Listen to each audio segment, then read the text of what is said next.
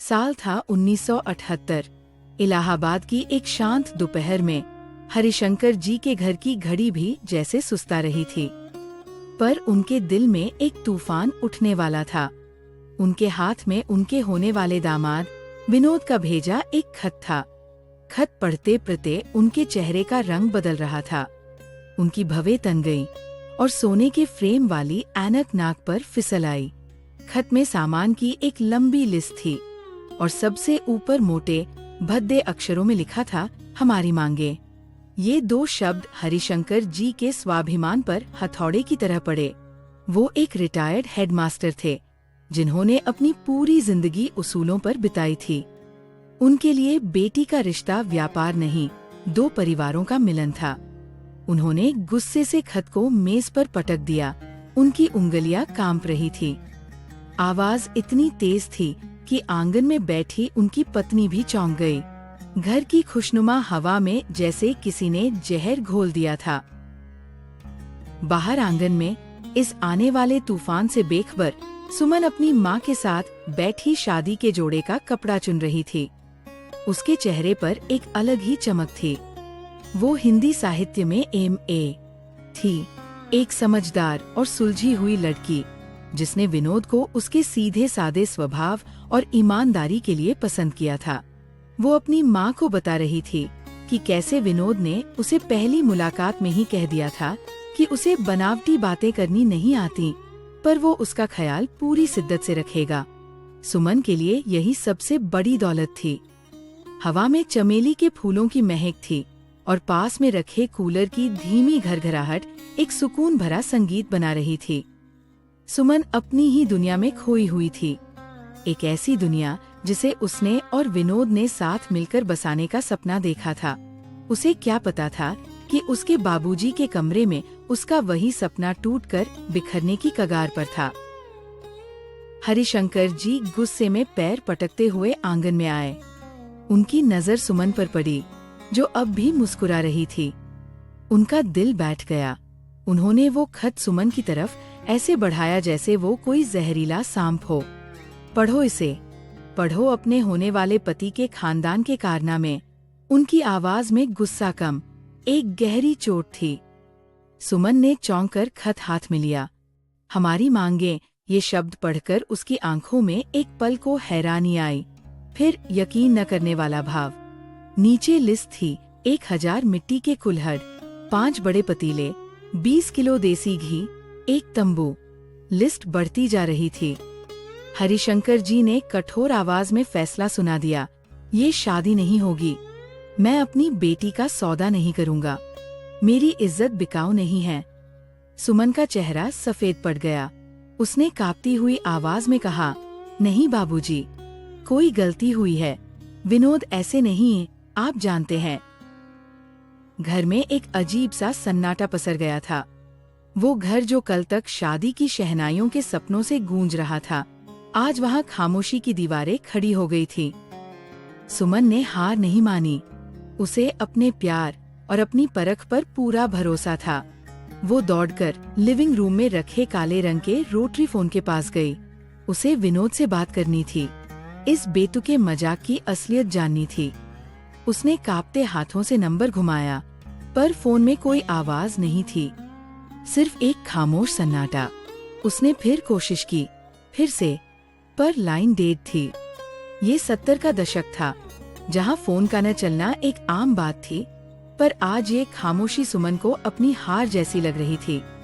वो रिसीवर को ऐसे देख रही थी जैसे वो कोई दुश्मन हो, जो उसे सच तक पहुंचने से रोक रहा था। उसकी आखिरी उम्मीद भी जैसे खामोश हो गई थी। हरिशंकर जी के मन में पुरानी बातें किसी फिल्म की तरह घूम रही थी। उन्हें याद आया वो दिन जब सुमन ने कॉलेज में टॉप किया था। वो अपने दोस्तों के साथ चाय की दुकान पर बैठे थे। गर्व से उनकी छाती चौड़ी हो गई थी। उनके एक दोस्त ने छेड़ा, हेडमास्टर साहब, अब तो लड़की के हाथ पीले करने की तैयारी करो। दहेज भी तगड़ा देना पड़ेगा, लड़की अफसर जो बनेगी। हरिशंकर जी ने अपनी चाय का कप नीचे रखते हुए बड़े स्वाभिमान से कहा था, मेरी बेटी की डिग्रियां ही उसका दहेज है, जिसे इन्हें लेने में शर्म आए। वो दरवाजा मेरे घर के लिए हमेशा बंद है। आज वही स्वाभिमान, वही उसूल कांच की तरह टूटकर उनके दिल में चुभ रहे थे। उन्हें लग रहा था कि विनोद के परिवार ने उनकी सबसे कीमती चीज, उनके सिद्धांतों का मजाक उड़ाया था। उनका गुस्सा अब दुख में बदल रहा था। ये सिर्फ एक लिस्ट नहीं थी, ये उनके पूरे जीवन की कमाई, उनकी इज्जत पर एक हमला था। घर की हवा में अब एक अनकहा तनाव था। हरिशंकर जी सुमन से सीधे बात नहीं कर रहे थे। कुछ कहना होता तो पत्नी के जरिए कहते, अपनी बेटी से कहो खाना खा ले। सुमन का निवाला गले में अटक जाता। उसे अपने बाबूजी का गुस्सा नहीं, उनकी खामोशी खाए जा रही थी। उसे लग रहा था जैसे वो अपने ही घर में एक अजनबी बन गई है। पर इस अकेलेपन ने उसके इरादों को और मजबूत कर दिया। वो जानती थी कि अगर आज उसने सच सामने नहीं लाया तो ये गलतफहमी उसके और उसके पिता के बीच हमेशा के लिए एक दीवार खड़ी कर देगी। वो अब सिर्फ अपने प्यार के लिए नहीं, बल्कि अपने पिता के विश्वास को वापस जीतने के लिए लड़ रही थी।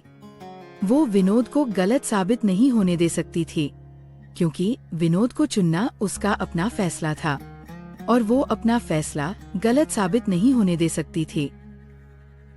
उसी शाम गुस्से और दुख में डूबे हरिशंकर जी ने एक और कदम उठाया। उन्होंने कुछ दूर के रिश्तेदारों को फोन करना शुरू कर दिया। हाँ, मैं हरिशंकर बोल रहा हूँ। सुनिए, सुमन की शादी हमने तोड़ दी है। लड़के वाले लालची निकले। हर फोन कॉल के साथ वो इस गलतफहमी की नींव को और गहरा करते जा रहे थे। वो अपनी इज्जत बचाने के लिए एक ऐसा जाल बुन रहे थे जिससे बाहर निकलना और भी मुश्किल होने वाला था। वो समाज में अपना चेहरा ऊंचा रखना चाहते थे। ये दिखाना चाहते थे कि उन्होंने एक गलत परिवार को ठुकरा दिया है। लेकिन हर बार फोन रखते हुए उनकी आवाज में एक अनकही पीड़ा झलकती थी। वो दुनिया से तो जीत रहे थे, पर अपनी ही बेटी की नजरों में हार रहे थे। उन्हें इस बात का जरा भी अंदाजा नहीं था कि वो कितनी बड़ी भूल कर रहे थे। रात हो चुकी थी, पूरा घर सो गया था, पर सुमन की आंखों में नींद नहीं थी। उसके सब्र का बांध अब टूट चुका था। उसने फैसला कर लिया था, अब वो और इंतजार नहीं करेगी। वो चुपके से उठी, अपनी छोटी सी अलमारी खोली और एक छोटा सा कपड़े का बैग निकाला। उसने अपने 2-4 जोड़ी कपड़े बैग में रखे। उसका हर कदम बहुत सधा हुआ था, पर उसका दिल जोर जोर से धड़क रहा था। ये उस दौर की एक लड़की के लिए बहुत बड़ा कदम था, घर वालों को बिना बताए दूसरे शहर जाना। पर ये सिर्फ बगावत नहीं थी, ये सच को खोजने की एक जिद थी। उसने तय कर लिया था कि कल सुबह की पहली बस पकड़कर वो विनोद के शहर जाएगी और इस कहानी का सच खुद अपनी आंखों से देखेगी। बैग बंद करते हुए उसकी आंखों में डर नहीं, एक अजीब सी हिम्मत थी। जिस वक्त सुमन अपने सफर की तैयारी कर रही थी, आंगन में हरिशंकर जी एक कुर्सी पर खामोश बैठे थे। रात की खामोशी उन्हें और बेचैन कर रही थी। तभी दरवाजे पर दस्तक हुई। इतनी रात को कौन हो सकता है? हरिशंकर जी ने बेमन से उठकर दरवाजा खोला और सामने जो खड़ा था उसे देखकर उनकी आंखें फटी की फटी रह गईं। सामने विनोद खड़ा था, वही विनोद जिसे वो मन ही मन एक लालची और घटिया इंसान मान चुके थे। उसके चेहरे पर एक बहुत ही प्यारी, सरल सी मुस्कान थी और हाथ में आगरा के मशहूर पंछी पेठे का डिब्बा था। नमस्ते बाबूजी, मैं पास ही एक सरकारी काम से आया था तो सोचा आपसे और सुमन से मिलता चलूं। विनोद की आवाज में वही पुरानी गर्मजोशी और अपनापन था। हरिशंकर जी सन्न रह गए। उन्हें समझ नहीं आ रहा था कि वो क्या करें। उस मुस्कुराते हुए चेहरे का स्वागत करें या उस पर दरवाजा बंद कर दें। लिविंग रूम में मौत जैसा सन्नाटा था। विनोद सोफे पर बैठा था, थोड़ा असहज। सुमन, जो आवाज सुनकर बाहर आ गई थी, दरवाजे के पास खड़ी थी। उसका दिल बुरी तरह धड़क रहा था। हरिशंकर जी ने कुछ नहीं कहा, वो बस अंदर गए। मेज से वो खत उठाया और वापस आकर उसे विनोद के सामने ऐसे सरका दिया जैसे कोई मुजरिम के सामने सबूत रखता हो। उनकी आवाज बर्फ की तरह ठंडी थी। ये मांगे कैसी हैं, बेटा? विनोद ने हैरान होकर खत उठाया। उसने खत को देखा, फिर हरिशंकर जी को, फिर सुमन को। उसे कुछ समझ नहीं आ रहा था। फिर उसने अपनी ही लिखाई को गौर से पढ़ा। अचानक उसके चेहरे पर हैरानी की जगह एक हल्की सी मुस्कान आई, जो धीरे धीरे एक खिलखिलाहट में बदल गई। उसने खत को हरिशंकर जी की तरफ घुमाया और अपनी उंगली उस पहले शब्द पर रखी। विनोद ने हंसते हुए कहा, बाबूजी, ये वो सामान है जो हम अपनी तरफ से ला रहे हैं। मेरे पिताजी ने कहा कि हलवाई और बाकी इंतजाम हम देख लेंगे ताकि आपको तकलीफ न हो। उन्होंने बस लिस्ट बनाने को कहा ताकि मैं कुछ भूल न जाऊं। फिर उसने उस शब्द की तरफ इशारा किया, और ये मांगे। अरे बाबूजी, मेरी लिखाई बहुत खराब है। ये इस मांगे नहीं, सामान लिखा था। उसने एक कागज पर लिखा जो थोड़ा कैफ जैसा दिख रहा था और न जो गेफ जैसा लग रहा था। सामान का बन गया था मांगे। ये सुनते ही कमरे में जैसे बिजली कौंध गई। सुमन अब अपनी हंसी नहीं रोक पा रही थी। हरिशंकर जी ने खत को देखा, फिर विनोद के लिखे नमूने को देखा और फिर विनोद के भोले चेहरे को। उनके चेहरे का गुस्सा पिघलने लगा। उसकी जगह पहले हैरानी, फिर गहरी शर्मिंदगी और फिर एक जोरदार, दिल खोल देने वाला ठहाका गूंज उठा। अगले ही पल हरिशंकर जी अपनी कुर्सी से उठे और उन्होंने विनोद को कसकर गले लगा लिया। मुझे माफ कर दे बेटा, मैं भी कितना बड़ा मूर्ख हूँ। तुझ पर शक किया। उनकी आवाज में राहत और प्यार था। तनाव का वो भारी बोझ जो पूरे घर पर छाया हुआ था, एक पल में हंसी के फव्वारे में बदल गया।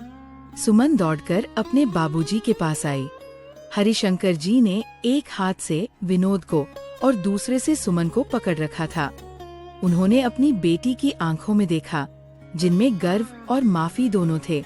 उन्होंने बिना कुछ कहे मान लिया था कि उनकी बेटी की परख उनसे ज्यादा सच्ची और गहरी थी। वो गलतफहमी का बादल अब छंट चुका था और घर का आंगन फिर से प्यार और विश्वास की धूप से खिल उठा था।